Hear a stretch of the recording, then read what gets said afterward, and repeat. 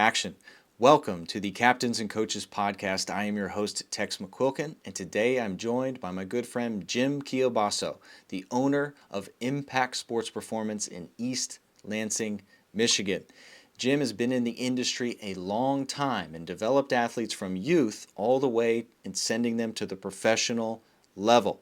He's an amazing coach and an even better teacher. This conversation, we get into the complexities of youth sports and the role of impactful coaching and the importance of emotional intelligence. Jim shares insights on developing not only the physical skills of youth, but also emotional resilience and leadership abilities. We aim to bridge the communication gap between coach and parent, managing realistic expectations, and aim to use honesty to bridge the gap between athlete, parent, and coach.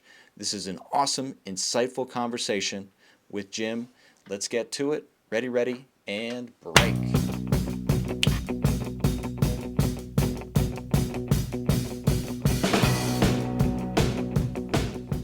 Thanks, Tex. Thanks for having me on. Yeah, man, you're one of the first guests that I'm tapping in for the show, man, and I've always appreciated your work. I brought out one of the first books that I bought from you, the Ultimate Speed and Agility book here. So this is a crucial and it hit a nugget that I've held on to and allowed me to filter a lot of the training, and that's closed loop skills and open loop skills. And then when I'm piecing together sports practices or having conversations with sport coaches from a strength coach perspective, just helping identify the differentiation of how we're building those techniques. This book painted that picture clearly, plus a whole bunch of drills for us to implement versus just running to run for punishment. Well, I appreciate that because that was kind of the reason I wrote that book, is because at the time, at least, everybody was just doing drills and no one was teaching kids how to move or how to do the drills properly to get the most out of them. And that was definitely the impetus of the book. Unfortunately, I think it's still going on to a large degree, but a lot more people now are talking about mechanics and how to move. So that's been great to see. Yes. All right. So, well, speaking of mechanics and how to move and coaching, I see we got your facility Impact in the background. So tell us about the mission there and what you're aiming to accomplish up there in Michigan. Yeah. So I'm the owner of Impact Sports Performance, and I'm also the president of the IYCA, the International Youth Conditioning Association. Both of them kind of have very similar missions. The reason that we decided to call Impact, I've told this story to a lot of people. When we were opening up, I had several different names to choose from, and my friends were rating them. And I was telling my wife, about how people had rated them. And she said, "Why are you even talking about those names? What does everybody say in handwritten cards and through text messages and phone calls? Everybody says what an impact that you've made on them, whether it's their career, their sports, or their children, whatever it is." She's like, "That's the name." And it really hit me. I was like, yeah, that's it. That is the name. And the mission of the IYCA, which I had been running for a few years before that, is to to help coaches create exceptional training experiences for athletes and to teach them how to do that. And it really hit me. I was like, yeah, that's what we do too. We're not teaching coaches how to do it. We're actually trying to implement exceptional training experiences for young athletes. And as a part of that, it's making an impact on them. So that's kind of how the two things are tied together. And to me, that's kind of what gets me up in the morning, is really just helping people achieve goals and get the most out of themselves, whether it's their career or being an athlete or creating an amazing podcast like what you're doing. I just really enjoy the process of bringing good people together and creating something. I love creating stuff and then helping that thing become the best world-class version of itself that it can be. People helping people. Powerful stuff. Yeah. I think it's important also to define youth, because the immediate assumption and perception of youth is, elementary school age kids that are first getting into athletics, but you've got a set perspective on this because you've worked with kids all the way to professionals. Yeah, so I agree with you. The term youth, a lot of people think it's like toddlers. To me, youth is anything from like 6 to 18 or 20 years old. I mean, anybody that's been a college coach realizes that incoming freshmen and even sophomores sometimes, like, they're still kids. And I don't mean kids like they're babies. It's not a knock on them. It's like they're kids. They're just learning how to be themselves and figure out who they are and how to deal with other people. So I think it kind of runs that whole gamut of from kind of elementary school all the way to at least getting into college. That's what I consider youth. And that's kind of where a lot of people's development is. That's where a lot of coaches have a huge impact on people's lives. I really enjoy that. I love working with older athletes too. I love working with college and pro athletes, but our business is really all about kind of that middle school, high school type of age athlete that we can really make a difference in their lives. Mm-hmm. Yeah, it's important in focusing on those transition time frames, 8th to ninth grade, JV to varsity, and then the biggest leap is from high school to college.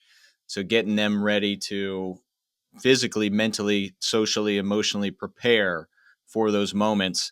It's not just sets and reps at a place like Impact. It's this whole athlete development. Yeah, and athletic development is not just teaching kids how to move or how to lift weights. It's also social, emotional, psychological development to kind of know what's coming, to be ready for that. So that's a big part of what we do as well. And I'm sure that's kind of probably some of the stuff we're going to talk about today. For sure. I do want to lead off with, pun intended here, youth athletics leadership development. As we've hopped on the phone and had a conversation that this is needed, where parents assume that a sport coach at school is going to help them with their confidence and their leadership development. At the same time, a lot of coaches are assuming that they're going to get these lessons at home. So where is that gap? Where's the challenge? And where can we find a solution? Well, the gap is kind of like everything right now. Like there's a giant hole in youth sports to develop leadership. And unfortunately, I think most coaches are tacticians, if you will. Like they're very good at X's and O's and technical stuff.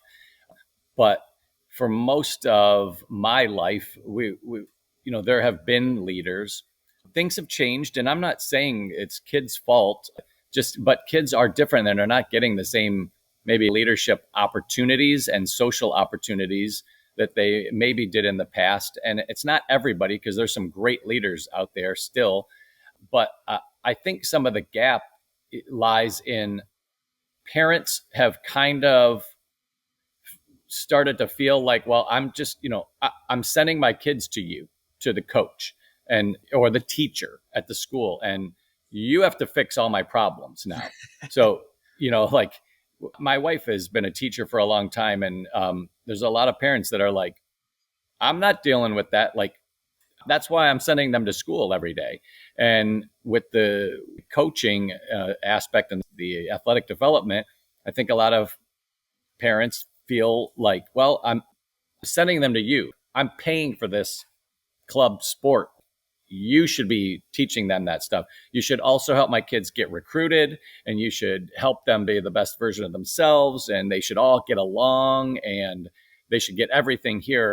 And I don't know that parents are doing it on purpose. I think that, I have 3 kids, and parenting is really challenging. And if you don't have kids, you may not understand the challenges involved in just raising your kids. And I'm not saying that like I'm whining about it. I'm just saying that like there's a lot to it, and I don't know that everybody wants to do all of the things involved. I know I sometimes don't want to do all the things involved, and we all make mistakes, but I think that parents need to be involved in that process. And I think coaches are sometimes scared to have parents involved because they don't want to step on toes. And parents are sometimes either scared or too bold and step on toes or don't want to get involved. And so there's just a lot of miscommunication, I think, as far as that's concerned with the leadership development. Yeah, I feel a lot of miscommunication and then misaligned expectations. So then, like you said, where parents expect the coaches to do it all, and then coaches, again, they feel maybe that's not their responsibility. So then they don't take any responsibility and all or none kind of feel. Or Yeah, they're in a position where they feel they can't make an impact. And then there's a lot of their own personal low self-esteem or barriers that are in place that then impact the kid. absolutely. I think there's also a lot of missed opportunities for communication, and and a lot of kids realize that a lot of their parents are going to kind of back them up no matter what.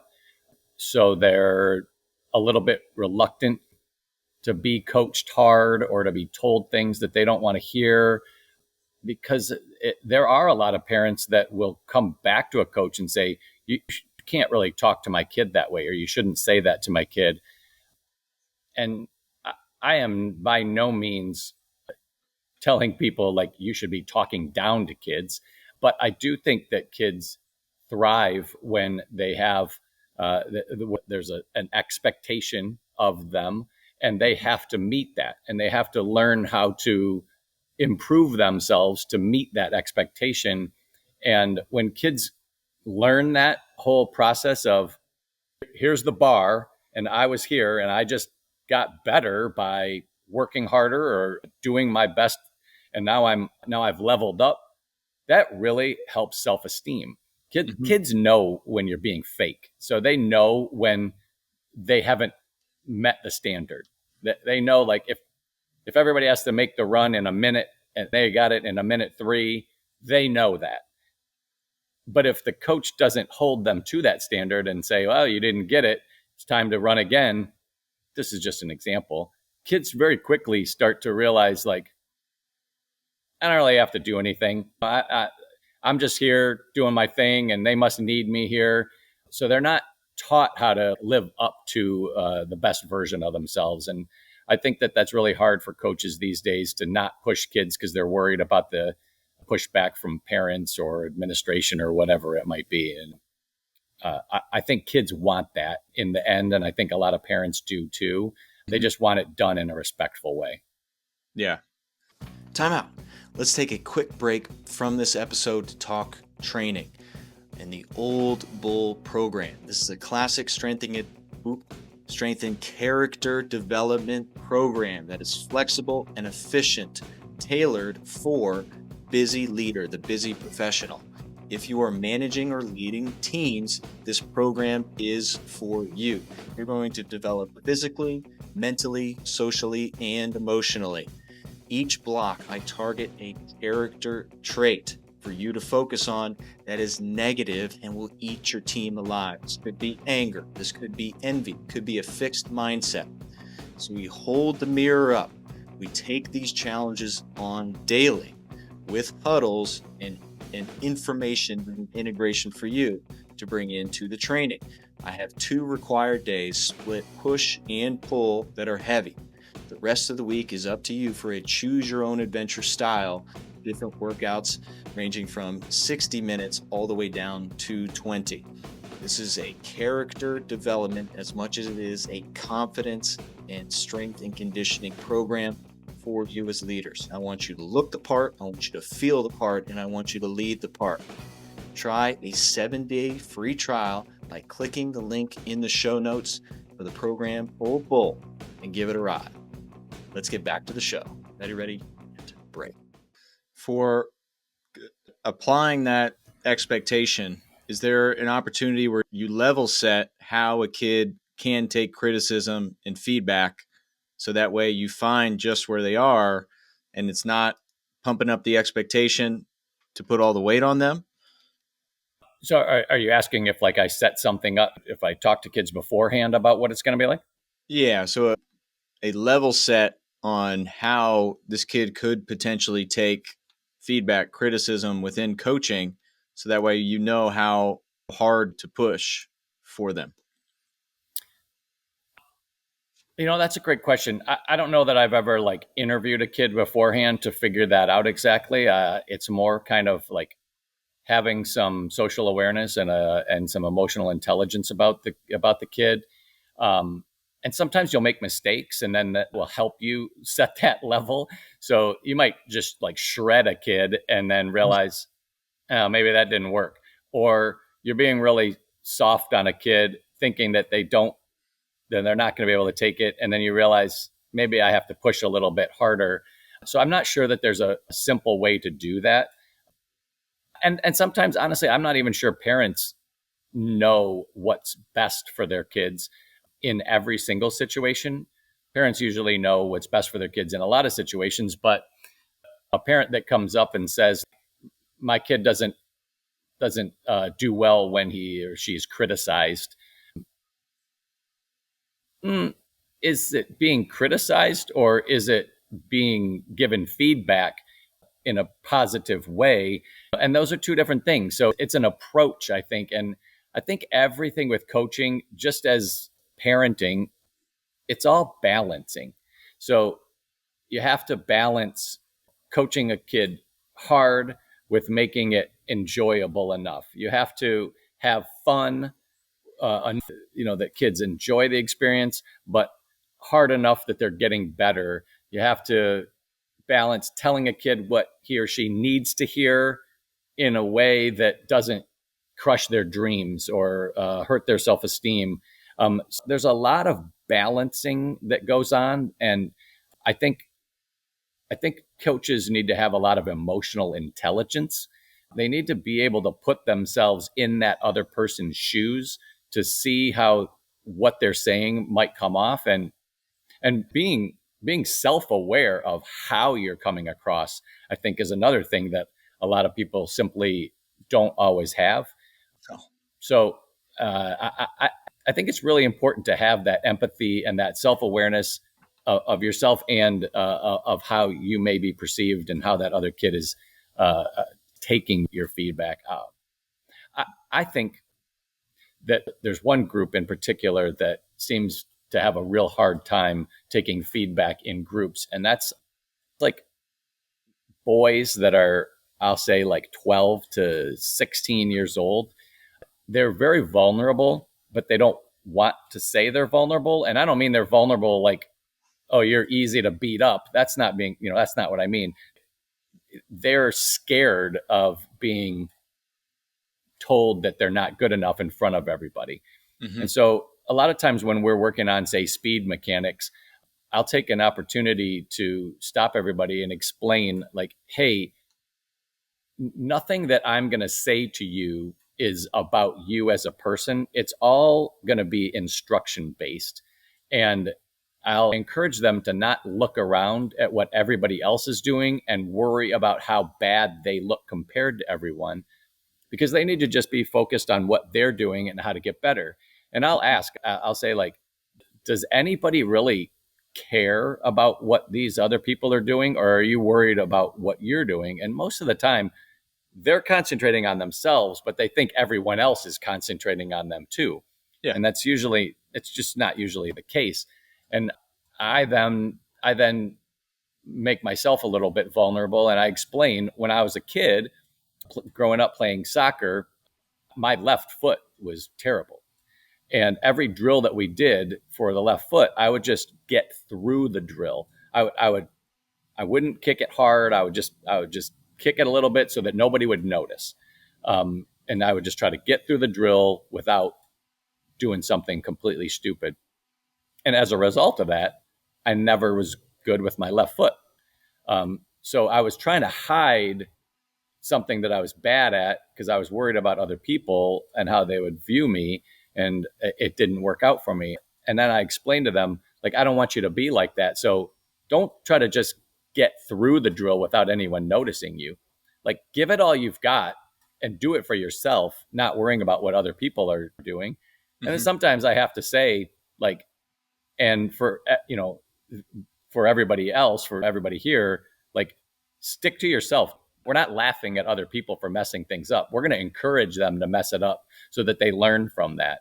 And so sometimes I do kind of like set that environment or the tone of how the feedback's going to be given and what it might feel like. Yeah, I think that's important. So I do a similar thing, but I can definitely frame up the expectation and purpose for my guys on my end. So I introduce one or two new warm up movements of practice, and I have my one guy be a demo. So they finish up their warm up laps, then they meet me at the 50-yard line, and then two movements. I got two different demos, and it could be a freshman, it could be a senior. So that way, like, I want you to feel the pressure. So that way, I'm stress inoculating you for when you're the dude, you got the ball in your stick for lacrosse. So then they feel that. And then, I mean, they make movement mistakes, but then I'm aiming to train the guys how to communicate and coach each other up. So then I'm always in an encouraging mode versus like a punch or throw jabs at them. So they're in that position, feel the stress while all eyes are literally on them, but everybody's in a learning and an encouraging mode before send 40 guys to finish up their lap and get in their lines and try this movement. Then they fail. Now I can jab and give them a little hard time in a playful manner to the seniors and the guys that need to get knocked down a peg or two before practice. I like that expectation and then giving them the purpose where this is what it feels like when guys' eyes are actually all on you. When we separate and we're moving, now they're off. Yeah, I like that. I've been doing something. Do you mind if I keep going with this down this little rabbit hole? Recently, I've realized that kids have a hard time giving each other feedback. Mm-hmm. So there have been sessions in team lifting usually, where I have told people, all right, during this segment, you need to give your workout partner or someone in your group at least 2 pieces of positive feedback. And then I will give them examples of what positive feedback might look like. And it's very simple. I mean, sometimes it's just like, that's a great rep. Like, good job lowering the bar slower like we're supposed to, or it can be anything. And afterwards, I'll say, did you get a piece of feedback? What was it? How did that feel? And it's very interesting. Kids love the positive feedback. They love getting it. They love to receive it. But for some reason, they feel like giving it is weird, or it's like it's uncomfortable for them, even though they want it. They want to get it. And when you explain to them that the way you're going to get it is by giving it, because then that's going to create that exchange, it still is very difficult for them. And it takes a long time for them to get that. And then later on, we've tried to then introduce some sort of just some not negative feedback, but constructive criticism. So something that they could do better, and doing it in a way that doesn't come off like they're being a jerk about it. It's just very instructional based. And man, for high school boys, that is really hard. Yeah. I don't know if I've ever seen more kids than right now who they have a real hard time pushing each other in a way that's both positive and challenging. There's just not that many kids that are willing to compete with each other and like kick somebody's ass in a workout and be able to say like Tex, I just crushed you. Like, I just got way more chin-ups than you. I know you can get more. Like go. I'm going to keep beating you at this. Like, I just won. There's a lot of kids that have a hard time with that until you start to develop it a little bit and make them realize, like, hey, by you challenging Tex, that's going to make Tex better. Then he's going to be a better teammate. He's going to be better on the field. He's going to then push somebody else, and it's going to make everybody better. It's really very difficult and challenging for kids, I feel like, to understand that whole concept these days. Yeah. Yeah. How I tackle that is manual resistance strength training. So again, lacrosse practice, don't have access to the weight room. So we're just doing strength training on the field. But then imagine the Nordic hamstrings or resisted butterfly, or resisted arm flies for some chest as some Mm-hmm. examples where I have to monitor, because there's a fine line between being a good teammate and being a jerk where you could Yep. potentially hurt them. So I'm putting that responsibility on them, to that way, hey, you're training to push each other here. And then if it's super easy, I've seen enough reps that I can tell if somebody's not Yeah. doing it well. And then guess what happens? Coach jumps in to be the resistance and actually show them how to do this. So it's as much as it is like the strength training, the anticipatory tuner to apply this amount of force to this, as it is just being comfortable with each other to push one another. And I always mix it up where it's seniors, freshmen, or offense, defense, and find ways to where you're not just trying to hide with your buddy on the team. It's always jumbling. So that way we're building those relationships across the whole squad. Yeah. The I love that. EQ for a kid, this is something I'm really going, and it all starts with that self awareness. From there, it gets into the social awareness. And I could argue the same path for a coach, because if I have my perfect program that I'm going to deliver and hand off to the kids, but I can't read their body language, fatigue, attitude, etc., I got low social awareness. Now I start to blame the kids for just a bad workout versus looking at what I'm doing or connecting with the kids on what they're doing outside of here. So this is a huge way to tackle that. And then I see this, I've taken on interns from strength and conditioning undergrads who have never coached. They got their degrees, they got their certifications, but then that baseline of the social awareness and ability to, motivate an individual or lead a group, there's some stress inoculation that those coaches need to take on as well. Oh, absolutely. We call that the hard stuff and the easy stuff for our interns, because all of our interns come in and we've got a whole curriculum for them to learn all the training stuff, and then there's going to be the applied part of it, the coaching part, Mm-hmm. and I try to tell them up front, all the things that you think are the hard things, like the programming and the sets and reps and knowing all this stuff, that's going to be the easy stuff. The hard stuff is going to be the coaching, the Mm-hmm. giving instruction, giving feedback, giving cues, making a connection with somebody, motivating them, challenging them, confronting them. That is the stuff. I would way rather have somebody that's good at that stuff, and I can teach them how to the X's and O's. But the people who come in as coaches who have all this book knowledge and then think that because they passed a test or something that now they're good and they just can't communicate with people, that's really challenging. That takes a long time.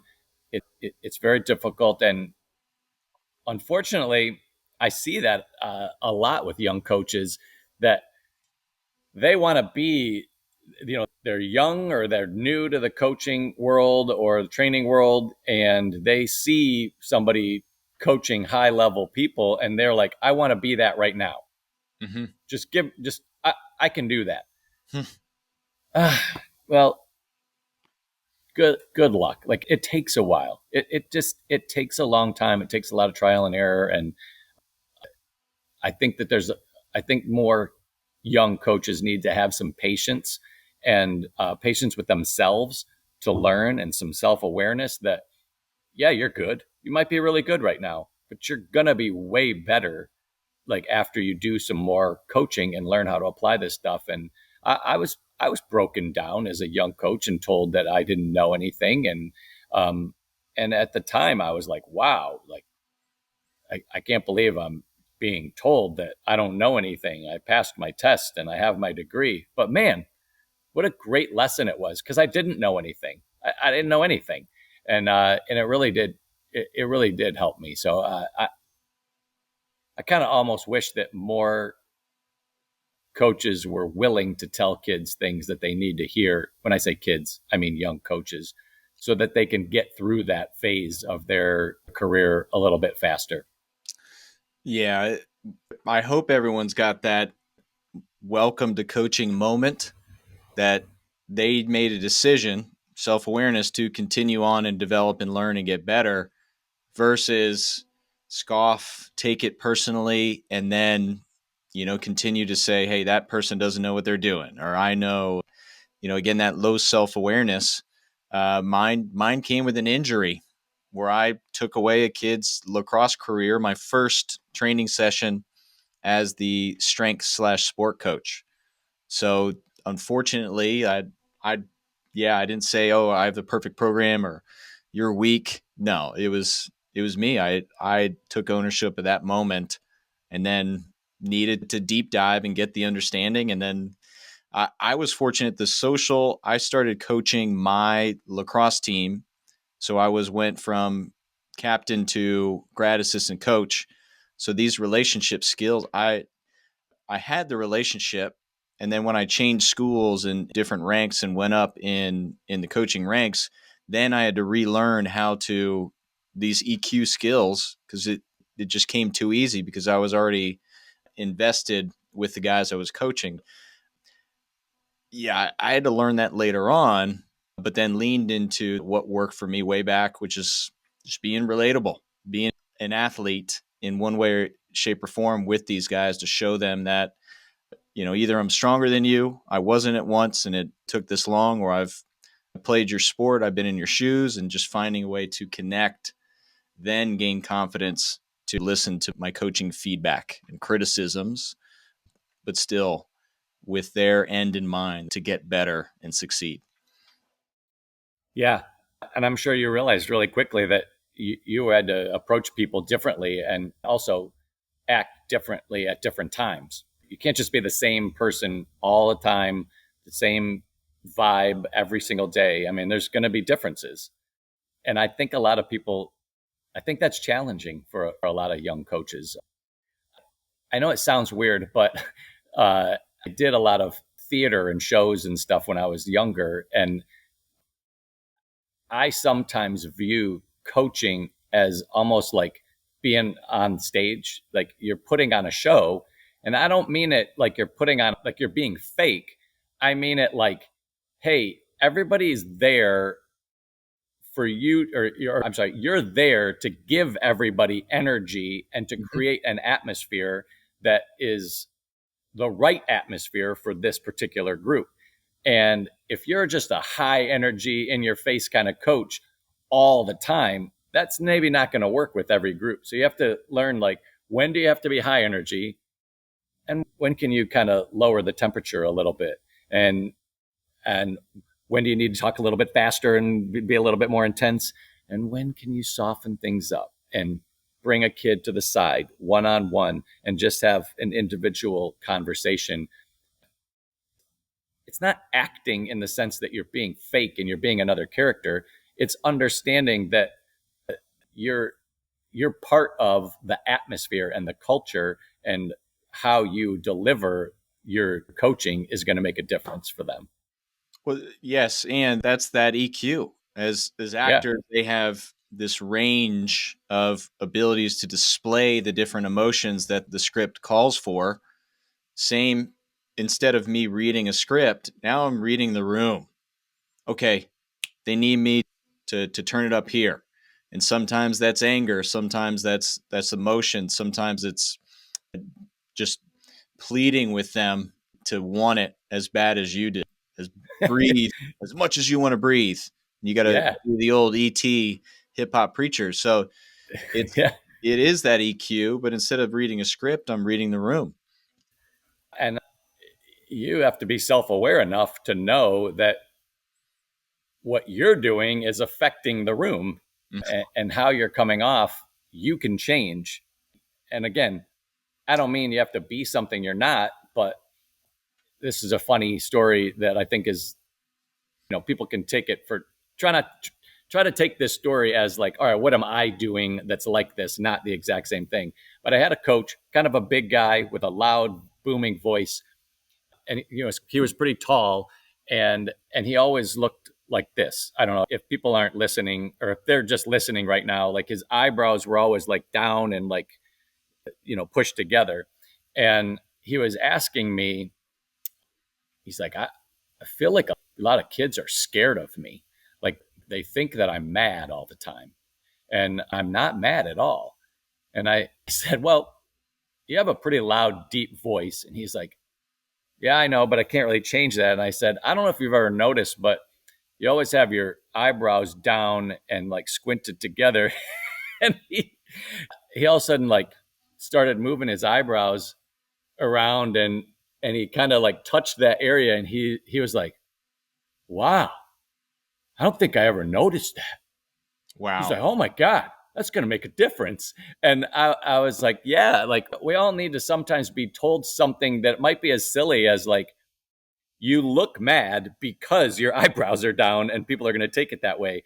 Or people aren't going to take you seriously because you're walking in on your phone, or you're dressed bad, or you smell terrible, or whatever it is. Like people have to be aware of how their aura is going to be perceived by other people.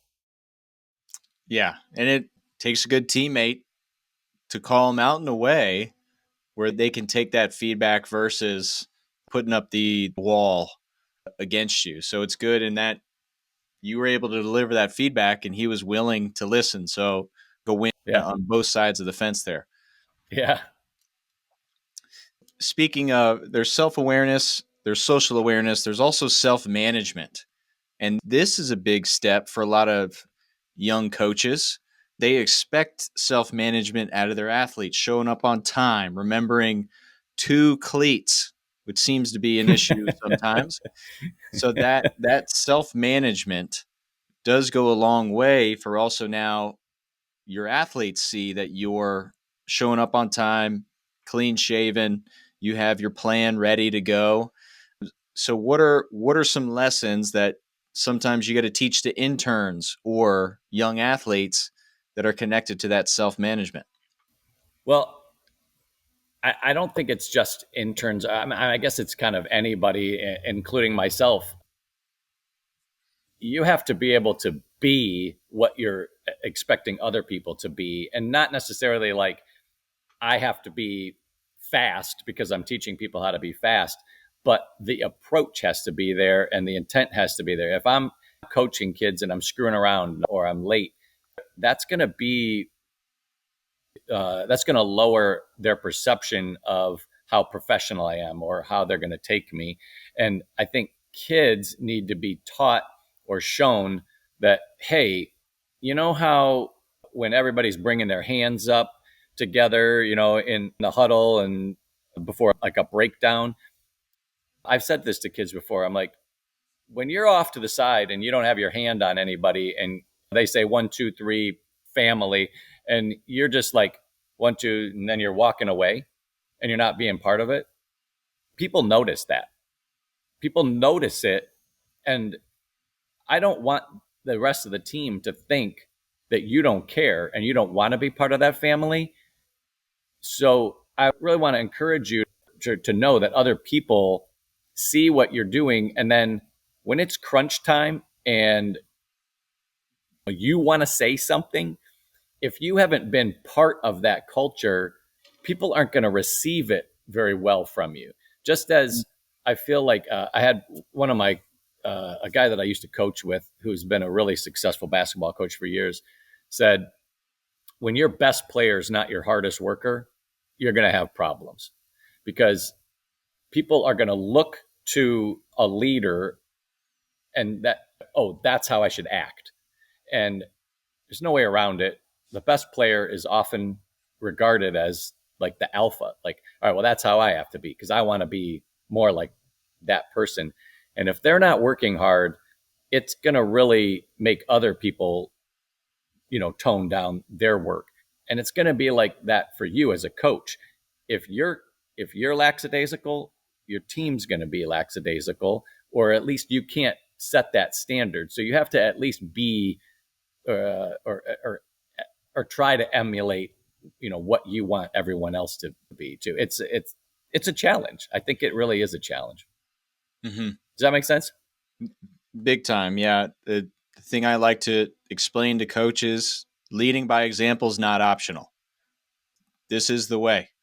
And that's as much as it is training, sprinting, or skill work. Most of the coaches, when they get into sports coaching, their skills are uh, where they need to be to coach at high school or college level. So that's not part of it.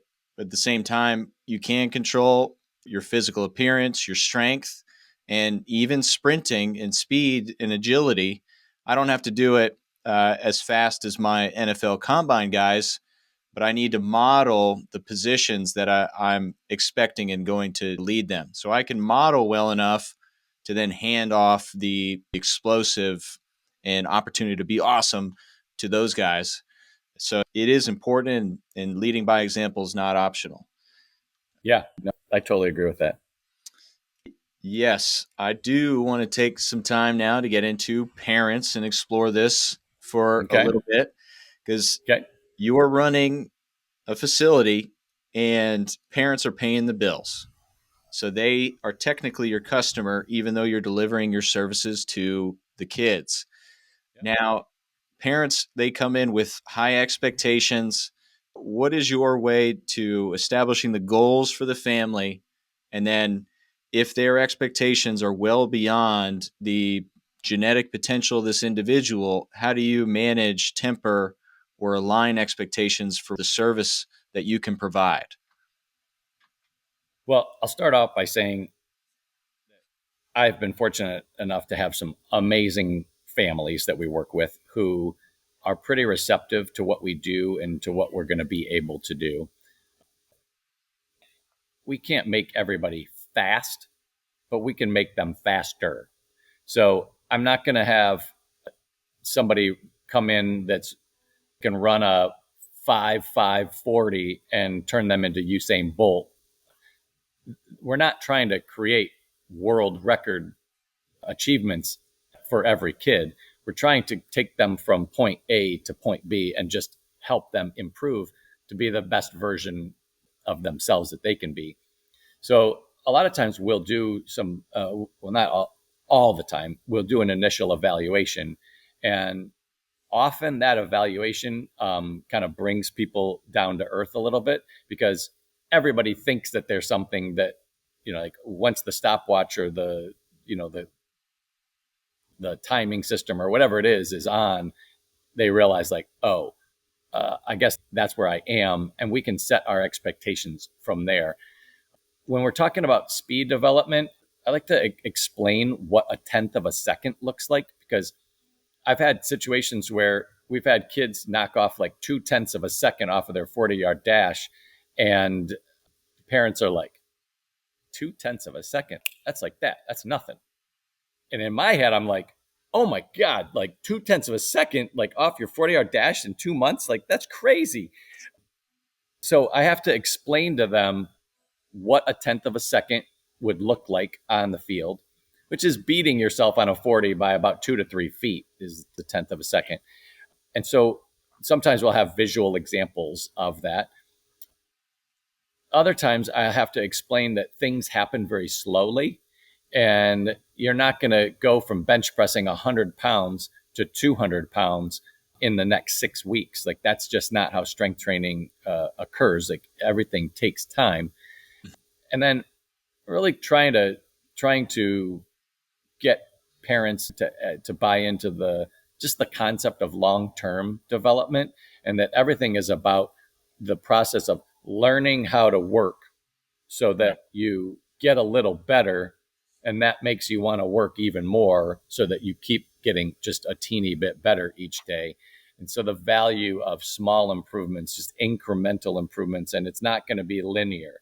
You're not going to get better every single day. You're going to get better and then you're going to it's going to die off, and then you're going to get better and it's going to die off. And being able to work through those kind of ups and downs is very important. For parents who come in, I haven't had that many parents tell me, oh, my kid has to run a 4.4 and they're currently running a 4.9 and it's just got to be that way. I have no problem telling them, like, well, he might be able to run a 4.4 at some point, but that's not going to happen this summer. I don't have a problem with that because honestly, at this point in my life, if somebody doesn't want to train with us because I'm going to tell them the truth and paint a realistic picture, I'm probably better off having them not even start than to be disappointed in the end, even when we get really good results, be disappointed in them. So we do have to kind of temper those expectations. I think a harder situation that I have to deal with are those kids who see a lot of success early on in their careers, and the parents think that, oh, my kid's going straight to the pros.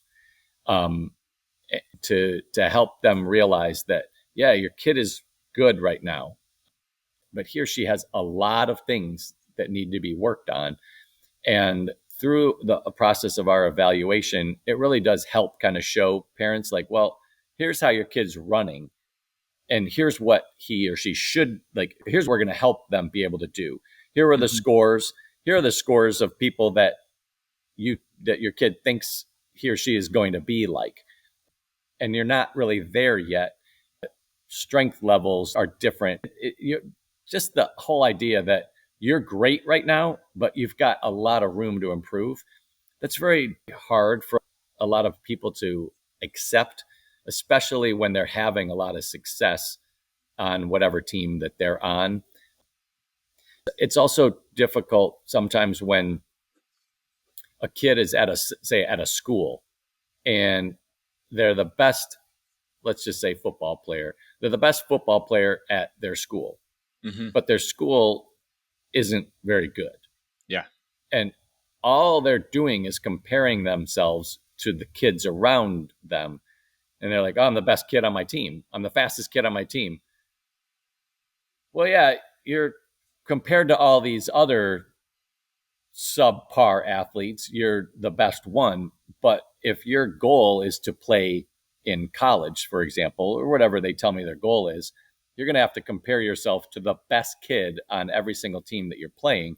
And you might be better than some of them, and then there might be others that are better than you. And somewhere out there's going to be a lot of kids that are better than you. And that's what we're trying to get you to be, the best version of yourself. And that's going to be uncomfortable sometimes, because I think a lot of kids, it is uncomfortable to be told that they're not good. It can come across that you're not good enough. And that's not what you want to make sure that you're not telling them you're not good enough. It's, I think you can do even better. Yeah. And I think that's a pretty powerful way of putting, I want you to be the best version of yourself that you can be. And right now, I think you can be even better than this. You're already fast, but I know you can be way faster, or you're already strong, or you can be way stronger, whatever that might be. I think that's a powerful message, especially if you have a plan in place that can show them that they can get better, because then you're being honest with them. And I think honesty is always the best way to approach things. I think kids getting blown up at an early age and told whatever they want to hear, it's attractive, and it's attractive to a lot of parents, unfortunately. They want people to tell them how awesome their kids are. Go ahead. You wanted to say something about that.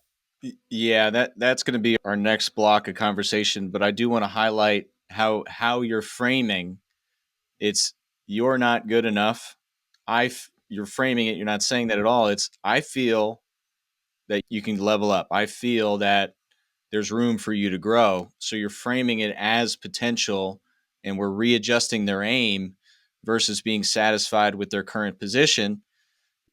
In that conversation, I feel then it's a great chance to highlight wins and then behaviors that can lead to further success, sleep, nutrition, a lot of the little things that they most likely are not doing. You're readjusting their aim and then highlighting behaviors and small, low-hanging fruit that can help reinforce your argument if they start to do it. Uh, to hold your thought, because I wanted to keep going on that, because I think something that I try to do and try to encourage all of our coaches here to do is that it's fine to tell kids, like, no, that wasn't right. Mm-hmm. As long as when they do it right, you're like celebrating it. You're like, yes, that was it. And I try to get like really animated. I'm like, yeah, yes, that was it. And like, all right, now can you do it again? And they do it again. And you're like, yes, you got it. You got it. And then if they mess it up, it's okay to say, that wasn't it. What did you feel? And then by that time, you hope that they can somewhat self coach and be like, oh, I did this. I should have done this. You're right. Do it again. Yes, that was the right one. So you have to give them the positive and the, I don't want to say negative, but they have to know when it's right and when it's wrong so that Mm-hmm. they can start to self coach themselves. Yeah. What And were you going to say? the final to close this book is the celebrate. I Yeah. love that you're getting expressive in there. I've found that I need to teach kids how to celebrate one another. So if one of them makes an amazing play and I'm not in on the sideline or wherever, I'm celebrating it. And then we're doing that in practice. So come game time, if some dude that is not you does something amazing, you're then elevating on the team versus Yeah. the reverse, which could be, I could have done that better, which I feel that celebration then teaches them how to build up when a mistake does happen versus the pile on. They feel bad Yeah. enough. Let's not shame them. Yeah. Um, so, what you mentioned earlier, I want to spend some time with on the truth. Yeah. I'm going to frame this with the current situation that I feel the sport of lacrosse is in. And you may have experienced this with soccer or basketball, and a lot of the kids that you work with that also do school and club sport. Club sport, coaches, I feel, at least in the region I'm in, they will tell a parent the most fantastic lies about their kid to make sure that they sign that big check and get their kid for the summer. When they come back to the high school level, now the high school coach becomes the bad guy because they're telling them truth. They're getting pennies to the dollar of the club coach. So now all of a sudden those fantastic lies, the high school coach becomes the enemy.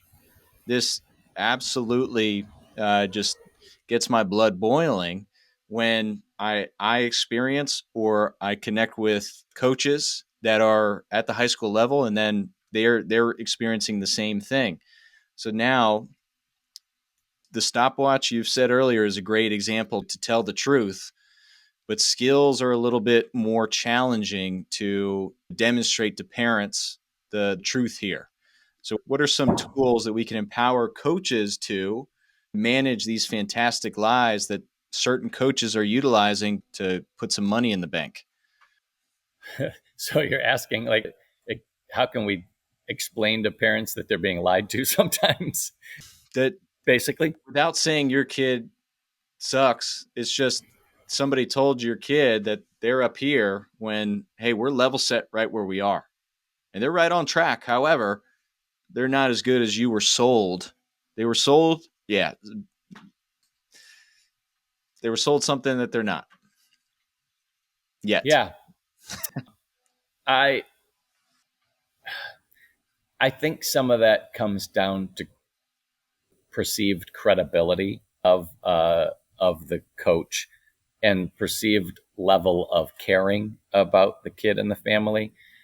I think a lot of times people don't want to listen to that kind of feedback because, going back to the EQ, coaches don't self-regulate. They get really annoyed or irritated by a kid. And then when the conversation comes up about their ability levels, they come off like really mad or irritated or annoyed by the kid. And it can sometimes be really harsh, maybe overly harsh, unnecessarily harsh, I can say. And I feel like when people are told too harshly the truth, they perceive it as like, that guy's an ass. And I mean, it's just like parenting. You have to be just, like I said earlier, it's all a balancing act. Like, if your kid does something wrong, you have to appear upset enough that they know you're upset, but you have to focus on their behavior, not let them focus on your reaction. Because if they're focused on your reaction, they don't they're not learning how to change their behavior. They're just like, oh, he's crazy, or my dad's yelling at me, and what a jerk he is, something like that. So it's the same with the coach. Kids have to. It's really hard for a kid, especially younger kids, to hear what the coach is trying to say through the way they're saying it, and to ignore how it's being said and focus on what's being said. I think that that's really difficult. So coaches have to, I think, kind of use some of those acting tactics and be very pleasant, if you will, about how they're delivering information. Almost like there's a funny adage, like, you have to, like, tact is the ability to tell someone to go to hell so nicely that they almost look forward to the trip. And you have to be able to tell the kid what they're doing well and what they can do better, and then, you know politely and nicely and gently say, but in this area, this is an area specifically where I feel like you can get better. And I think coaches are oftentimes scared of being specific, and that creates confusion with kids and parents, because I hear it all the time from people. I'm not playing very much. Well, what did your coach say? Coach just said, keep working hard. Well, that doesn't help the kid. That just frustrates the kid. Mm-hmm. They need to know, well, I noticed in this situation, or it could be like, if it's lacrosse, your stick skills have gotten a lot better, but when the defender knows you have no left hand, they can cut off your angle differently. And I really think if you work harder on your left hand, that's going to open up your right hand too. So I've noticed that you don't have as much confidence in your left hand. I really think working on the wall on your left hand, or your left hand shot, or whatever it is that you're trying, whatever it is, like, here's the specific situation that I think you're having a hard time with that's going to help you level up.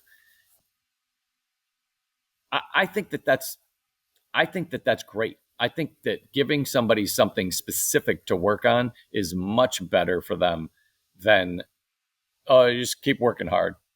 Like, you're doing a great job, just keep working hard. Like, no, tell them, like, well, I'd like to put you in, but, like, I can't have you at defensive midi because you're every time you're one-on-one, like, the opponents are faster than you. So you really need to work on your speed, or I need to teach you some angles. And, oh, you do really want to get better at this? Okay, this is where coaches miss another opportunity. I'd be happy to sit down and show you. Let's work on this. Mm-hmm. I'm going to show you what you're deficient in. Then you can go work on that, and I'll help you get better at this. I think that people really appreciate it when someone's told, like, here is exactly what I'm seeing you're not good at, and I'm willing to help you with that too. Yeah. How I've found success is framing the different parts of the season.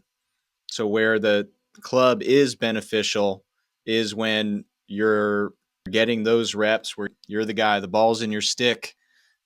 You're also experiencing you're traveling to different cities, you're experiencing different competition. So that's when travel's beneficial. When we're focused on our city, we've grown up with these kids, we know their strengths and their weaknesses, so we're going to then play to that. So aim to frame the different parts of the season. In the fall, we're focusing on stick work. We're getting farther away from the offense. We'll install that during January. aim to frame the season so it's not black or white. It's all or nothing, as they may perceive whatever it is they were told, those fantastic lies by the club coach. And then Mm-hmm. yeah, so that's, but yeah, I've had to work on that acting a lot just to Mm-hmm. keep that smile on and keep them progressing. And then I've heard you say this before, where a lot of the goals of the youth sports is to make sure that the sixth grader is a seventh grade that plays, the seventh grader that plays, and keeping them enthusiastic no matter what part of the year we're in, and looking forward to the next opportunity, wherever that may be. Yeah, especially at the younger age groups, like the goal of the coach should be to make it enjoyable enough that they want to play the next year until and keep playing until they can start to figure out, like, do I want to work harder at this and I'm going to take it on myself, or not. But a lot of kids, I think it's a 70% dropout rate in sports occurs around age 14. And they're, it's not because it's oftentimes not because there's not good athletes. It's because they're not enjoying it anymore. And there's too much pressure on winning. Kids in study after study, kids say that their favorite part about sports is not winning. Like, it's like that's low on the list. But parents still, push it. Well, we got to win, and the coaches feel that pressure that they have to win. And I'm not saying winning is bad. Like, yeah, everybody has more fun when they're winning. So get them better so you win more games, instead of just worrying about winning all the time and being mad about losing. Mm-hmm.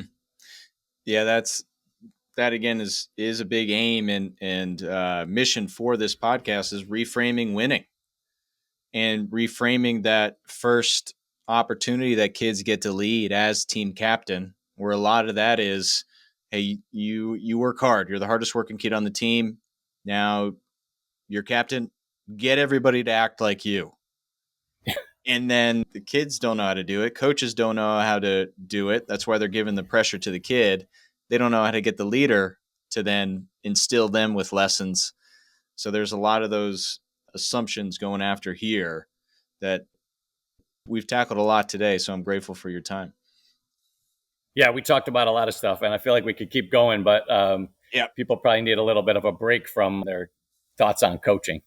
Yeah. Well, we'll aim to make this a regular thing. I know you're a wealth of knowledge, and appreciate all the lessons you've taught me. And then I know you're continuing to grow impact and up in the north, and then send in dudes to do amazing things at all different levels. Well, I appreciate it. And yeah, if people want to reach out, they can look me up at Impact Sports Performance online, or just my name, Jim Kielbaso.